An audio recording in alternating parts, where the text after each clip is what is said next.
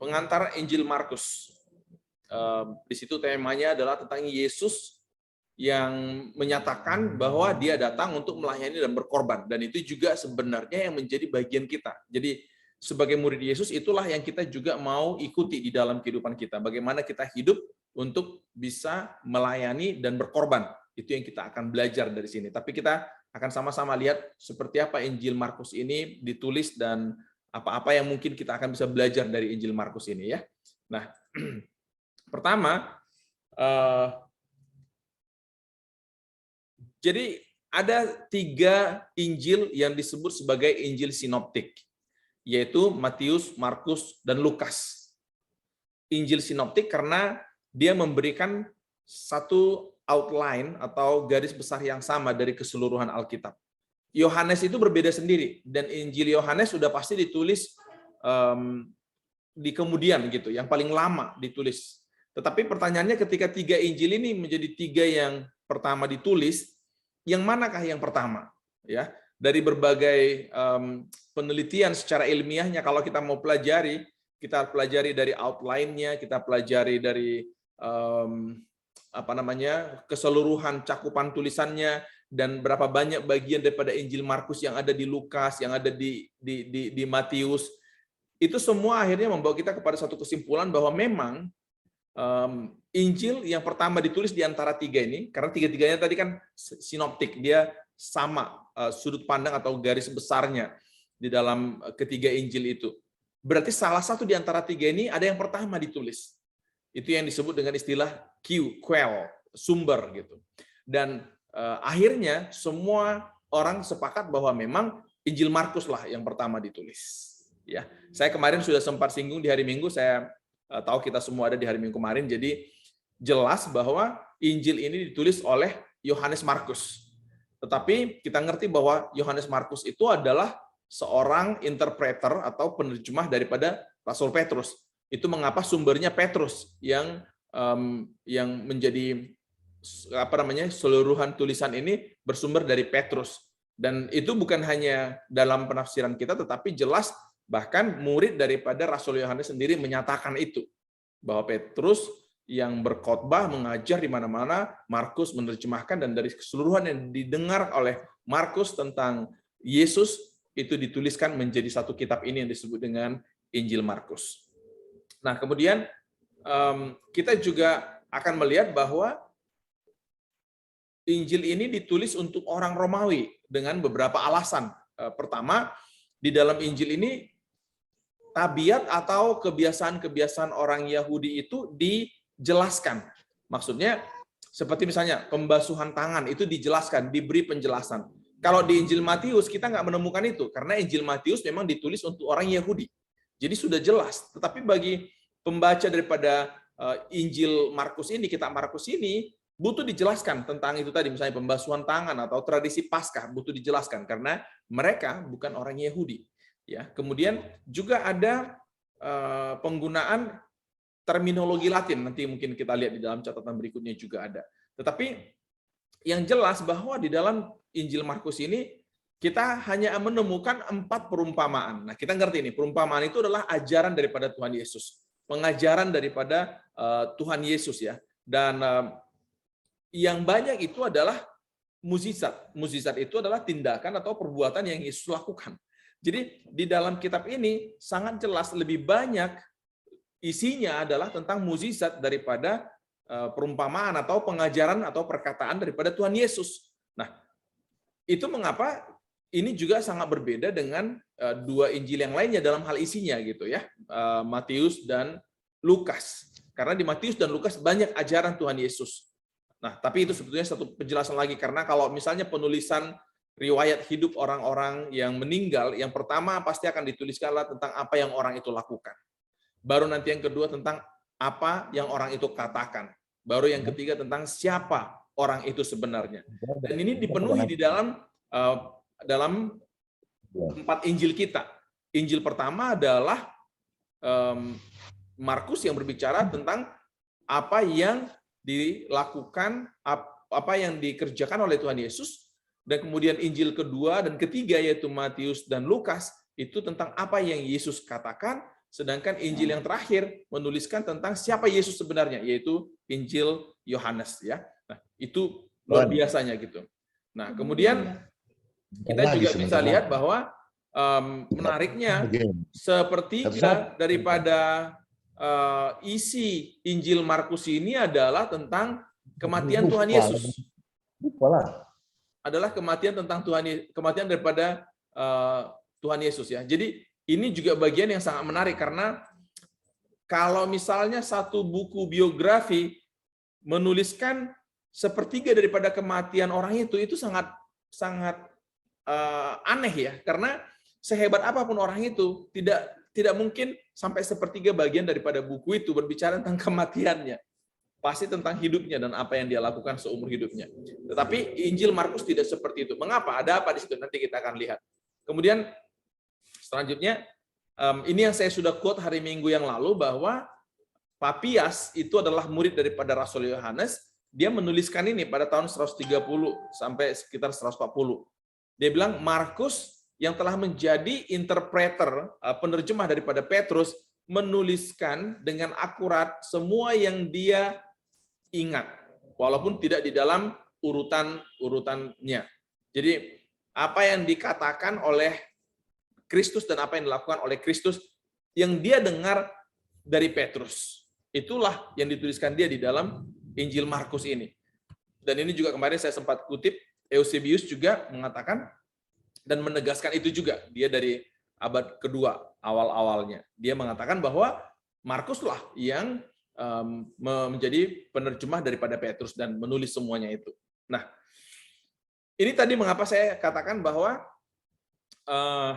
ini ditulis untuk orang Romawi, karena itu tadi memberikan penjelasan kata-kata Semitik. Maksudnya kalau ada kata-kata atau istilah yang dalam bahasa Ibrani itu dijelaskan oleh penulis daripada kitab ini. Begitu juga tradisi Yahudi seperti tadi saya sudah katakan, ya. Tetapi juga dia menggunakan kata-kata Latin seperti ini. Kalau di dalam bahasa aslinya kita akan menemukan kata sensus, centurion, denarius, legion, modius, dan semua yang lainnya. Ini ada di dalam Injil Markus yang kita punya hari ini. Oke. Lalu selanjutnya, siapakah Yohanes Markus? Kita mengenalnya dengan Markus, tetapi nama dia sebenarnya nama Yahudi dia, nama Yahudinya adalah Yohanes. Markus adalah nama Romawi, bahasa Latin. Melihat dari situ kemungkinan berarti dia ini adalah orang yang atau keluarganya punya hubungan dekat dengan Romawi, ya, di masa itu. Jadi berarti dari keluarga yang cukup berpengaruh juga.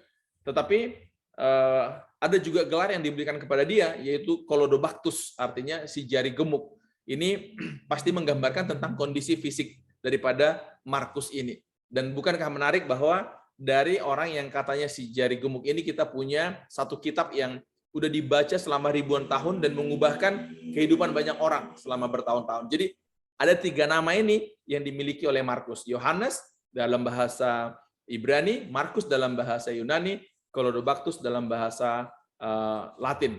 Dalam bahasa Latin tadi Markus, Kolodobaktus bahasa Yunani. Dan kalau kita ingat di atas salib Tuhan Yesus ketika menjelaskan tentang dia siapa oleh Pilatus, itulah 3 bahasa yang dipergunakan. Bahasa Ibrani, bahasa Yunani, dan bahasa Latin.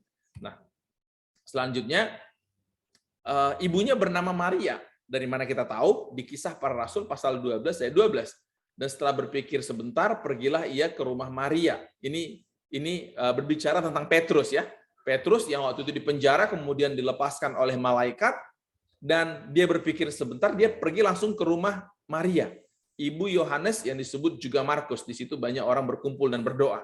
Nah, ini menarik karena kalau dari sini kita bisa lihat bahwa orang tua daripada Yohanes Markus ini adalah seseorang yang cukup berada, ya. Dan kita lihat bahwa dikatakan banyak orang berkumpul di rumah dia. Jadi rumahnya cukup besar. Oke, rumah mereka adalah besar dan adanya di Yerusalem. Lalu selanjutnya, kalau kita ingat ketika Tuhan Yesus ditanya di mana mereka, murid-muridnya akan mempersiapkan mereka untuk perjamuan Paskah mereka, Tuhan Yesus berkata seperti ini. Lalu ia menyuruh 2 orang muridnya dengan pesan, pergilah ke kota, di sana kamu akan bertemu dengan seorang yang membawa kendi berisi air, ikutilah dia, lalu orang itu akan menunjukkan sebuah ruangan atas yang besar yang sudah lengkap dan tersedia. Disitulah kamu harus mempersiapkan perjamuan Paskah untuk kita. Para ahli kitab, dan kalau kita pelajari sebetulnya cara-cara penulisan daripada orang-orang di masa itu, seperti misalnya kalau kita lihat ya, Injil Matius tidak pernah menyebutkan identitas dia sebagai bahwa dia yang menuliskan Injil Matius. Tapi di sana-sini kita akan menemukan bahwa ini adalah tulisan daripada Matius. Atau bahkan Yohanes nggak pernah mengatakan bahwa dia yang menuliskan, tapi dia selalu menyebut dirinya sebagai murid yang dikasihi oleh Tuhan. Dan kita tahu bahwa itu adalah Yohanes. Mereka tidak pernah menyebutkan diri mereka, dan itu menarik karena di dalam tulisan-tulisan mereka itu berarti mereka seperti memberi kesan kepada kita bahwa yang paling penting itu adalah tentang Yesus, bukan tentang mereka. Dan kisah-kisah seperti ini akhirnya kita bisa melihat, oh ini berbicara tentang keluarga daripada Yohanes Markus, dan orang laki-laki yang dimaksud di sini kemungkinan besar adalah ayahnya, papa daripada Yohanes Markus, oke? Dan ini di rumah mereka. Nah, kemudian kita juga membaca, dan kisah ini hanya ada di Injil Markus, tidak dicatat di dalam Injil yang lain. Ada seorang muda yang pada waktu itu hanya memakai sehelai kain lenan untuk menutup badannya, mengikuti dia. Mereka hendak menangkapnya, tetapi ia melepaskan kainnya dan lari dengan telanjang. Ini sangat eksklusif, hanya ada di Injil Markus, dan itu menjadi satu pertanyaan. Siapa? Dari mana ini Yohanes Markus tahu? Kenapa yang lain tidak tahu tentang hal ini dan tidak menuliskan ini? Ini memberikan clue kepada kita bahwa memang yang pemuda ini, orang muda yang di sini adalah Markus sendiri. Waktu itu dia memang masih muda usianya di masa itu. Tapi berarti dia sudah terekspos juga kepada Yesus ketika dari masa mudanya. Dia sudah tahu tentang Yesus. Yesus sudah datang makan perjamuan Paskah terakhir di rumah dia. Ya, inilah si Markus. Kemudian seperti kemarin hari Minggu saya sudah buka juga, kita baca ayat ini di Kolose 4 ayat 10. Salam kepada kamu dari Markus, keponakan Barnabas. Dia adalah keponakan daripada Barnabas. Dan kita tahu bagaimana di dalam perjalanannya di Kisah Para Rasul, seperti kemarin juga sempat saya quotes juga, bahwa Barnabas dan Saulus membawa Yohanes yang disebut juga Markus ini untuk membawa mereka untuk menemani mereka di dalam pekerjaan pemberitaan Injil, di dalam tugas misi mereka ya. Dan disebutkan lebih jelas lagi di Kisah 13 ayat 5 bahwa di bagian B-nya itu, dan Yohanes menyertai mereka sebagai pembantu mereka. Dia menjadi asisten pribadi. Dan brothers, ini yang satu hal yang saya pengen bicarakan kepada kita nanti, betapa pentingnya hal ini. Ya, kadang-kadang kita selalu, atau manusia lah, bukan kita ya, selalu berpikir bahwa semua orang harus menjadi nomor satu, menjadi ranking satu, menjadi ketua, ya, menjadi ketua umum dan semuanya, harus menjadi presiden, harus menjadi orang nomor satu di daerahnya, menjadi gubernur, menjadi ketua dewan dan lain sebagainya. Orang selalu cenderung melihatnya dari sisi itu. Tapi pelajaran dari Markus ini, kita akan sangat direndahkan hati kita untuk melihat bahwa menjadi seorang pembantu dari seseorang, dari seorang pemimpin atau bahkan beberapa orang pemimpin, tanpa harus kita yang berdiri di atas panggung, tapi kita membantu orang yang berdiri di atas panggung itu adalah sesuatu hal yang sangat mulia di hadapan Tuhan. Seperti yang Markus sendiri lakukan. Nah, saya bukan bilang bahwa semua kita akhirnya jadi berasa kayak kita harus menjadi pembantu saja, enggak. Tapi kalau memang itu adalah bagian diri kita, kita enggak harus menjadi yang nomor satu. Enggak harus. Tapi kalau Tuhan mau kita untuk ke sana, jangan juga menahan diri, ya kan? Ini harus ada pemahamannya yang betul-betul berimbang. Dan kita lihat bahwa Yohanes Markus tidak hanya kepada Barnabas dan Paulus. Oke, kita lihat ini dulu. Ini kemarin juga kita sudah lihat bahwa karena Barnabas meninggalkan mereka di tengah-tengah, karena Markus meninggalkan mereka di tengah-tengah misi, akhirnya Barnabas dan Paulus melanjutkan misi itu sendiri. Tetapi waktu mau memulai perjalanan misi yang berikutnya, Barnabas mau membawa keponakannya, yaitu Yohanes Markus, tapi Paulus sudah nggak mau. Dan apa yang terjadi adalah perselisihan yang tajam gitu. Akhirnya mereka berpisah. Nah, tetapi ini sekali lagi yang kita lihat di dalam Alkitab, bahwa tidak ada konflik yang tidak diselesaikan karena kemudian hubungannya dipulihkan, ya kan? Dari satu pelajaran buat kita juga kan, brothers sisters, bahwa konflik boleh setajam apapun gitu kita ngalamin, tajam seperti seperti apa yang mereka hadapi ini, mungkin kita hadapi, tetapi persoalannya adalah apakah itu dipulihkan atau tidak. Orang yang tidak punya konflik, tapi juga tidak punya hubungan yang indah, itu lebih parah daripada orang yang pernah punya konflik, tapi kemudian bisa memulihkan. Dan kalau kita lihat di dalam Alkitab, seperti kita lihat bagian ini di surat Filemon kemarin kita baca, bahwa Markus dan Aristarkus itu udah bersama-sama dengan Paulus, dan juga di surat Kolose tadi yang kita baca itu.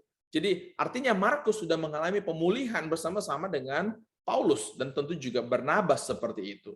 Dan bahkan selanjutnya di 2 Timotius 4 ayat 11 dikatakan oleh Paulus, hanya Lukas yang tinggal dengan aku, jemputlah Markus. Dia bilang kepada Timotius, jemputlah Markus dan bawalah ia kemari karena pelayanannya penting bagiku. Kata penting di sini sama dengan kata Onesimus kemarin, yaitu berguna, profitable, ya, advantageable, memberikan keuntungan, ya. Itu adalah pelayanan yang dipandang oleh Paulus dari apa yang diberikan oleh Markus. Nah, ini juga hal yang sangat sangat penting untuk saya dan brother sisters pandang dan lihat hari ini. Apapun pelayanan yang kita lakukan, yang kita berikan, yang dipercayakan kepada kita, itu perlu betul-betul bisa profitable, bisa menghasilkan, bisa penting, bisa berguna untuk kerajaan Tuhan dan bahkan para pemimpin-pemimpin di dalam kerajaan Tuhan. Saya karena beberapa waktu yang lalu mendengar pandangan-pandangan yang menurut saya sangat miris dari beberapa dari orang lah yang saya dengar pandangan mereka terhadap leadership. Menurut saya orang-orang seperti itu harus belajar dari Markus ini. Belajar bagaimana menjadi pelayan, menjadi asisten. Bahwa kita pengen kerajaan Tuhan yang bertumbuh. Karena apapun ceritanya, kalau kita merasa hari ini kita sudah sangat baik misalnya, atau kita lihat kelemahan, kekurangan orang lain, atau bahkan dari antara leader-leader kita misalnya, dan kita kemudian mencemooh itu, dan kita kemudian mencela itu, akibatnya adalah kerugian bagi kerajaan Tuhan. Kita akhirnya tidak bisa melakukan pelayanan yang besar, yang luar biasa. Padahal kelemahan orang lain itu pun kita bisa pahami dan kita bisa terima, karena kita juga sendiri punya kelemahan, kan, brothers and sisters. Jadi Markus memberikan kita teladan yang luar biasa di sini. Dia memberikan kita contohan bagaimana kita bisa melayani dengan setia. Pernah mungkin kita melakukan kesalahan, pernah mungkin kita jatuh, tapi bagaimana selanjutnya, itu yang menjadi sangat penting. Dan seperti saya sudah jelaskan pada hari Minggu yang lalu, bahwa 2 Timotius ini adalah surat terakhir daripada Paulus. Dia sudah mengatakan di sini kepada Timotius bahwa dia sudah tidak akan lama lagi. Dia sudah akan segera, dan dia yakin mengatakan bahwa dia sudah mengakhiri pertandingan iman yang baik. Di surat ini. Jadi ini surat yang terakhir ditulis oleh Paulus dan sampai kepada akhir daripada hidup Paulus. Berarti Markus menjadi seorang asisten yang setia buat dia, memberikan pelayanan yang luar biasa, yang membuat Paulus bisa seperti yang kita tahu efektifnya di dalam pemberitaan Injil. Nah, selanjutnya, dia juga tidak hanya menjadi asisten pribadi kepada Barnabas, kepada Paulus, tapi bahkan juga kepada Petrus. Petrus menuliskan di dalam suratnya 1 Petrus 5 ayat 13, salam kepada kamu sekalian dari kawanmu yang terpilih yang di Babylon, dan juga dari Markus anakku. Markus anakku. Petrus menyebutkan buat dia, Markus itu adalah anak dia. Bukan hanya seorang asisten pribadi, tetapi secara rohani buat dia, ini adalah anak dia. Yang menemani dia, yang menjadi penerjemah buat dia, yang kemana-mana bersama-sama dengan dia, yang menjadi orang nomor 2-nya Petrus di dalam pelayanannya di Roma. Nah, itu yang saya katakan, brothers and sisters. Sebagai murid Yesus, kita perlu belajar dari Markus ini. Bagaimana kita bisa melakukan pelayanan kita dengan maksimal, walaupun bukan kita di posisi yang nomor 1. Walaupun posisi kita adalah orang yang membantu, orang yang menolong. Sebab apa? Sebab kita melakukan pelayanan kita semuanya untuk Tuhan. Bukan supaya untuk orang kenal, bukan untuk supaya orang lihat, tapi untuk Tuhan kita, untuk kerajaannya. Itu yang kita mau utamakan. Itu yang lebih penting. Itu yang kita utamakan lebih daripada perasaan-perasaan atau pikiran-pikiran atau preferensi kita. Kita semua di sini punya preferensi, ya. Maksudnya preferensi itu hal yang kita suka, hal yang kita mau lebih pilih gitu, ya. Dan itu berbeda satu dengan yang lain. Saya kemarin bersama dengan beberapa teman, kita makan sate. Dan kemudian saya bilang, sate yang ini menurut saya nggak enak. Sate yang ini yang enak. Nah, teman saya satu orang bilang, enggak, sate yang ini yang kebalikannya gitu. Nah, itu kan preferensi. Apa yang menurut saya enak, belum tentu enak buat dia, dan sebaliknya. Ya kan? Nah, itu di dalam hidup kita semua ada, tentang sate kita seperti itu, tentang cara orang berbicara kita seperti itu, tentang cara orang berjalan kita ada preferensi, ya kan?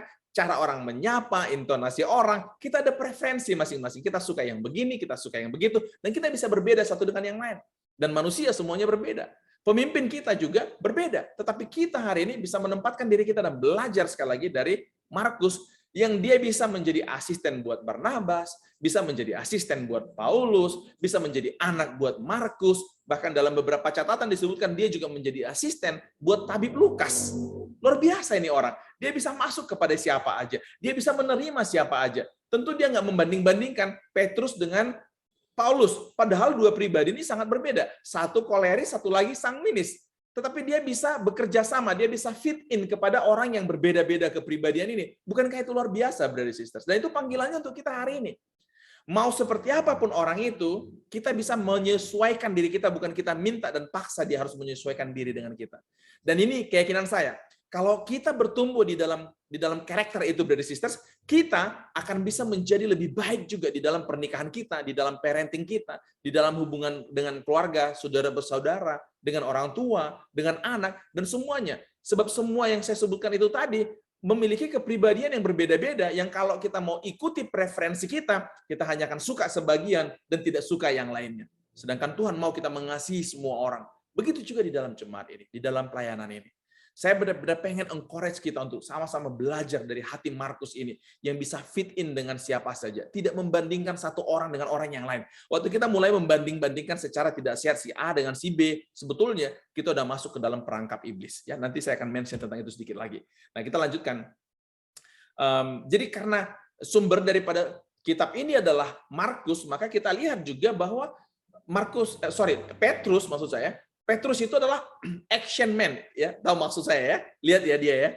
Dia lihat Yesus berjalan di atas air, hanya dia dari semua orang di dalam perahu itu yang bilang, "Panggillah aku supaya aku berjalan di atas air." Hanya dia. Dan dia berjalan di atas air. Nah, ini orang yang betul-betul mau action, dia mau fokus kepada tindakan-tindakan, perbuatan. Dan kita lihat di dalam Injil Markus ini benar-benar seperti itu. Ada 41 kali kata segera. Segera setelah itu mereka di sini. Segera setelah itu di sini. Segera setelah itu. Segera kemana-mana. Hanya di sini. Nah, dan kemudian juga menariknya bahwa di dalam Injil Markus ini tidak diberitahukan kisah tentang bahwa Yesus mengatakan Petrus adalah batu karang. Di atas batu karang ini aku mendirikan jemaatku. Itu tidak ada. Kemudian tidak juga mengatakan bahwa dia adalah kunci kerajaan sorga. Tetapi yang jelas di sini disebutkan bahwa penyangkalan Petrus terhadap Yesus itu terjadi. Namun proses pemulihan itu tidak disebutkan juga di Injil Markus ini. Pemulihan bagaimana Petrus dipulihkan Tuhan Yesus di tepi Danau Galilea. Itu harus kita baca di Injil Yohanes baru kita menemukan. Dan ini menunjukkan kepada kita betapa memang begitu luar biasanya semua penulis ini. Maksudnya kalau kita lihat dari sisi Markus tadi dia menceritakan tentang pemuda yang telanjang itu lari dengan telanjang, itu kan kisah yang memalukan. Tapi tentang diri dia tidak malu untuk menceritakan itu di dalam tulisan dia sendiri. Begitu juga dengan Petrus yang ada di sini. Jadi Petrus tidak selalu menceritakan tentang hal-hal yang luar biasa tentang dia. Bahkan penyangkalan dia terhadap Yesus adalah hal yang dia ceritakan. Bukan cuma dia ceritakan tentang pemulihan, bahkan dia tidak ceritakan tentang hal itu. Nah, ini sekali lagi adalah bentuk kerendahan hati yang saya dan brothers sisters bisa belajar. Karena gini, brothers sisters, kalau kita bisa serendah hati ini, kita betul-betul melihat hanya Tuhan yang mau dimuliakan, maka kita akan dipakai menjadi alat yang luar biasa oleh Tuhan. Tapi kalau kita misalnya lupa untuk diberitahu tentang apa yang menjadi kontribusi kita, lalu kita tersinggung, lalu kita tidak berasa kayak kita dihargai, kita nggak dipuji karena pemberian atau pelayanan kita, dan kemudian kita menjadi sakit hati, menjadi apatis, tak mau melayani lagi. Sayang banget gitu. Petrus nggak seperti itu, dan semua penulis Alkitab juga kita lihat, mereka lebih cenderung memberitahu kelemahan mereka daripada kehebatan mereka. Karena buat mereka, Yesus yang terhebat. Nggak ada yang lebih penting daripada itu. Mau orang nggak tahu tentang apa yang luar biasa tentang diri mereka, yang penting orang tahu betapa Tuhan Yesus luar biasa di dalam hidup dia. Itu yang penting buat dia. Itu yang penting buat orang-orang yang ada, termasuk Petrus ini. Dan kemudian kita juga tahu bagaimana ketika ini tidak dicatat di dalam Alkitab, tetapi dicatat secara tradisi bahwa ketika Petrus akan dihukum mati, dan dia dihukum mati dengan cara disalibkan. Sekali lagi, penyaliban itu adalah hukuman yang menghina, yang sangat hina. Orang Romawi, sejahat apapun dia, kalau dia warga negara Romawi, dia tidak pernah dihukum dengan disalibkan, paling penggal kepala. Tetapi Petrus, karena dia bukan orang Romawi, dia hendak disalib, tetapi waktu dia hendak disalib, dia minta supaya dia disalib dengan posisi terbalik, kepalanya ke bawah, kakinya yang ke atas. Karena dia mengatakan apa? Saya tidak layak untuk disalib seperti Tuhan saya. Wah, ini benar-benar Petrus yang luar biasa. Yang tadinya dia ini pertama masuk, pertama keluar, pertama berjanji, pertama ingkar. Tapi dia betul-betul menunjukkan kualitas kedewasaan yang luar biasa. Nah, brothers sisters, mungkin kita ada masa juga di dalam hidup kita seperti Petrus. Kita berjanji, kita ingkari, kita masuk pertama, tapi kita keluar yang pertama juga. Itu boleh di dalam proses hidup kita, tetapi kita mesti berproses menjadi serendah hati seperti Petrus di dalam kehidupan dia juga. Nah, saya mesti agak cepat ini karena waktu kita. Ini adalah gambaran garis besar dari Injil Markus. Kalau brothers sisters perhatikan ini, Bapak Ibu semua, pelayanan Tuhan Yesus itu lebih panjang, dia adanya di daerah Galilea. Oke, dia di Galilea yang lebih lama. Yang singkat itu adalah dari Hermon ke Yerusalem. Jadi 2,5 tahun di Galilea, kemudian setengah tahun berikutnya ke arah Yerusalem, ya. Dan kalau kita lihat, kalau kita baca kisah ini, jadi 2,5 tahun itu ditulis dari Markus 1 sampai Markus 10. Dan di Markus 10 itu adalah masa transisinya, titik baliknya. Dari Markus 10 sampai 16 itu sudah berbicara tentang penyaliban dan sampai kepada kematian Tuhan Yesus. Itu kisah tentang di Judea dan Yerusalem, ya. Jadi transisinya di mana? Di Perea. Di mana itu? Di Markus 10. Ada apa di Markus 10? Kita lihat sama-sama. Markus, ini pertama dari Markus 8 ya. Kemudian Yesus beserta murid-muridnya berangkat ke kampung-kampung di sekitar Kaisarea Filipi. Di tengah jalan ia bertanya kepada murid-muridnya, katanya, kata orang, siapakah aku ini? Kenapa dia bertanya begini? Dan tempatnya di mana tadi? Di Kaisarea Filipi. Dia bertanya, kata orang, siapakah aku ini? Oke? Dan kalau kita mau tahu tentang Kaisarea Filipi, itu adalah dari Kaisarea Filipi kita melihat tempat ini. Ini adalah hulu daripada Sungai Yordan. Oke? Jadi Sungai Yordan yang di dalam masa itu sangat lebar, bisa 8 sampai 12 meter lebarnya, bermula dari sini. Dari mana? Keluar dari celah gunung ini. Dari situlah air itu keluar.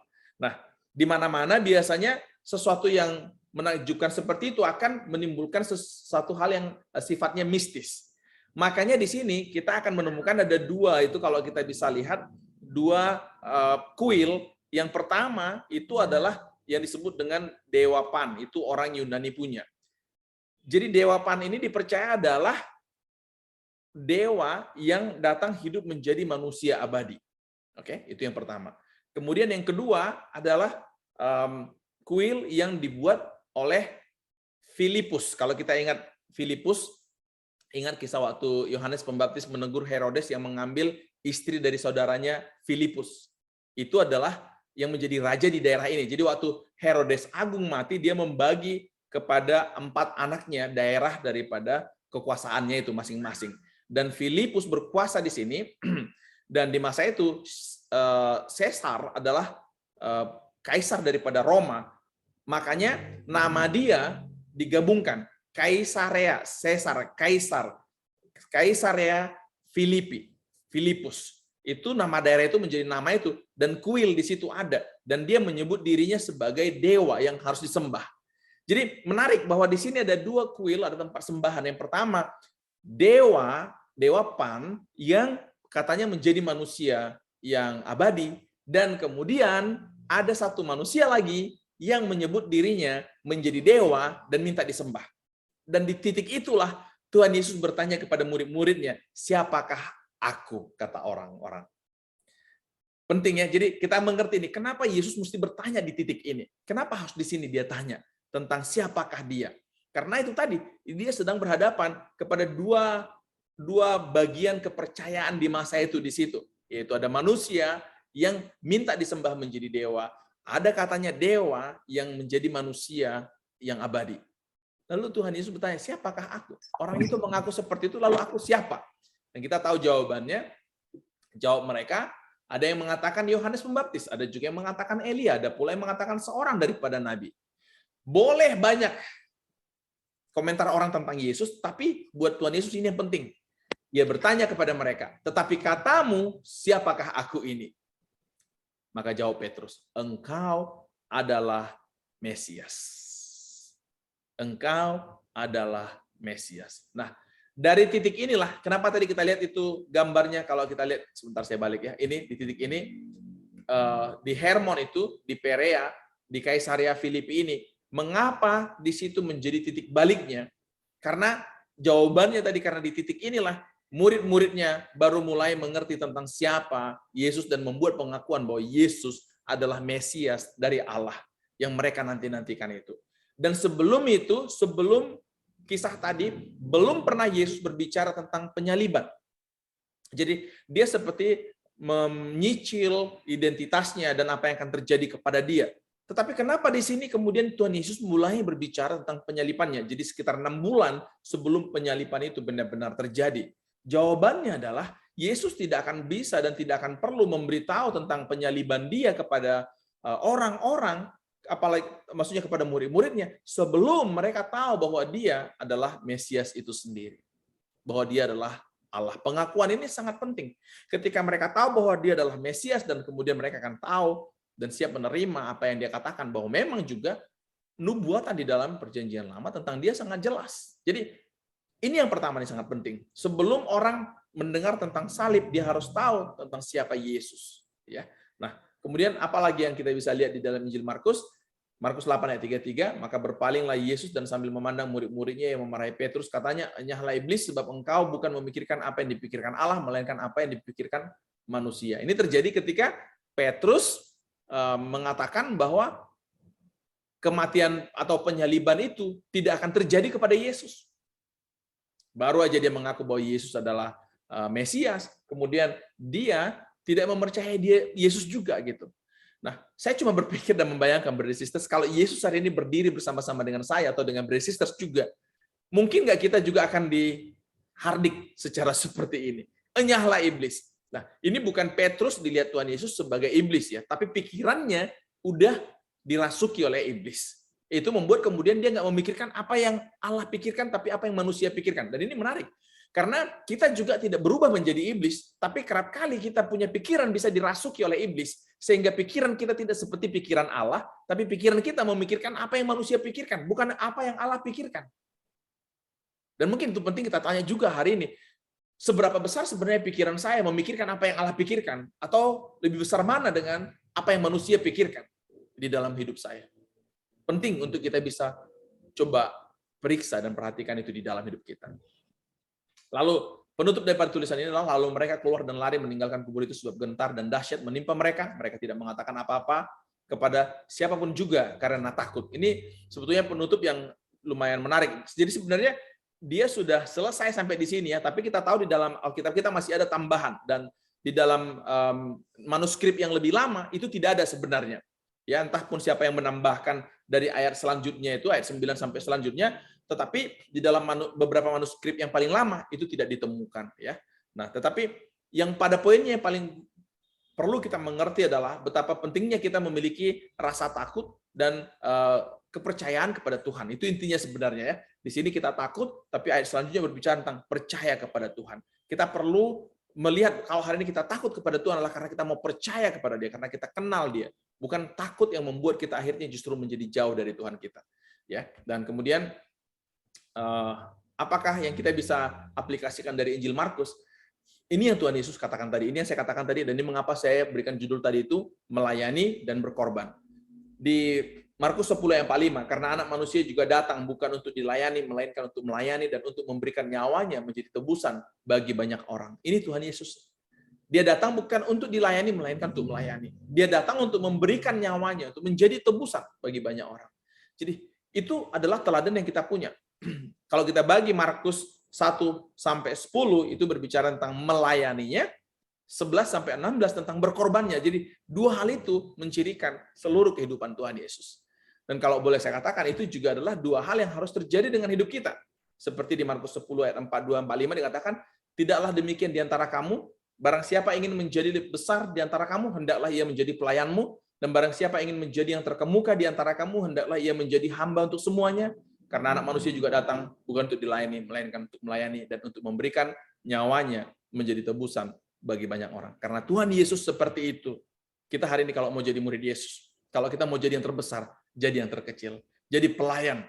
Kalau mau jadi terkemuka, jadi hamba untuk semuanya. Itu yang Tuhan Yesus katakan. Dan inilah yang Petrus miliki, ini juga yang Markus miliki, ini juga yang saya dan brother sisters perlu sama-sama untuk miliki di dalam kehidupan kita. Jadi hari ini, sembari kita akan mulai memikirkan di bulan Desember ini tentang apa yang kita mau capai di dalam tahun 2022 nanti. Ingat aplikasi ini, ingat poin ini. Kita hidup untuk melayani, jangan untuk dilayani. Ada masanya kita dilayani, jangan tolak juga ketika kita hendak dilayani oleh sesama kita. Tetapi fokus kita adalah untuk bisa melayani. Apa yang kita bisa lakukan. Jadilah aset untuk kerajaan Tuhan, jangan jadi liabilitas. Aset itu mendatangkan profit. Bedanya aset dengan liabilitas kan hanya itu. Kita pernah mungkin bicarakan itu di dalam kelas keuangan kita. Mobil, kalau tidak, rumah misalnya kalau kita nggak pakai, hanya kita membayar dan membayar untuk rumah itu, berarti itu bukan aset, itu liabilitas. Tapi kalau rumah misalnya kita sewakan menghasilkan profit buat kita, berarti itu menjadi aset. Sama seperti kita. Kita ada di dalam keluarga kerajaan Tuhan. Sama-sama ada di sini. Tapi apakah kita memberikan profit untuk kerajaan Tuhan? Atau kita justru menjadi liabilitas, menjadi hutang yang harus dirawat, yang harus maintenance-nya mahal, semua orang harus perhatikan, harus lakukan ini, lakukan itu. Orang-orang kalau enggak dia sakit hati. Apakah seperti itu? Atau betul-betul kita menjadi aset yang mendatangkan profit buat kerajaan Tuhan. Be a profitable Christian, pelajaran kita minggu kemarin, oke? Kemudian jadilah pekerja, brothers sisters. Jangan hanya jadi kerjaan, oke? Kita jadilah pemikul beban, jangan menjadi beban. Kita melakukan apa yang kita bisa lakukan. Itu adalah hal yang kita belajar dari Injil Markus ini. Jadi murid Yesus adalah orang yang siap untuk memikul salib dan siap untuk menderita bagi Kristus, bagi kerajaannya. Kita pikirkan itu dengan berdasarkan kerangka pemahaman dan pemikiran, nanti waktu kita baca juga Injil Markus selama bulan ini, sambil kita lihat bagaimana kita bisa membangun hidup kita di tahun 2022 nanti, membangun resolusi dan impian kita ke depannya dengan berdasarkan kepada pemahaman itu, yaitu bahwa kita datang untuk melayani, kita hidup hari ini untuk melayani dan untuk berkorban. Kita siap untuk menjadi orang yang bukan nomor satu. Kalau Tuhan mau kita jadi nomor satu, jadi pemimpin gereja misalnya, haleluya, amin. Kalau Tuhan mau kita menjadi gubernur, haleluya, amin. Tapi kalaupun kita hanya menjadi seorang pembantu seperti Markus, Tuhan bisa pakai kita dengan luar biasa. Dan kita siap untuk menjadi pribadi yang seperti itu. Semoga ini bisa membantu kita, semoga ini menyemangati kita, semoga ini menolong kita juga untuk bisa melihat, memproyeksikan ke tahun 2022 apa yang kita akan capai. Seperti apa hidup kita akan berguna untuk kerajaan Tuhan, mendatangkan profit buat kerajaan Tuhan. Seperti apa kita akan bisa membawa jiwa-jiwa ke dalam kerajaan Tuhan dan juga membantu brother sisters kita yang ada di dalam jemaat Tuhan untuk bertumbuh bersama-sama, bersatu. Kita bekerja sama dengan seluruh bagian daripada gereja kita, termasuk brother sisters kita yang dipercaya untuk menjadi pemimpin-pemimpin, bahkan pelayan-pelayan kita di dalam jemaat Tuhan. Tuhan memberkati kita semuanya. Terima kasih, brother sisters.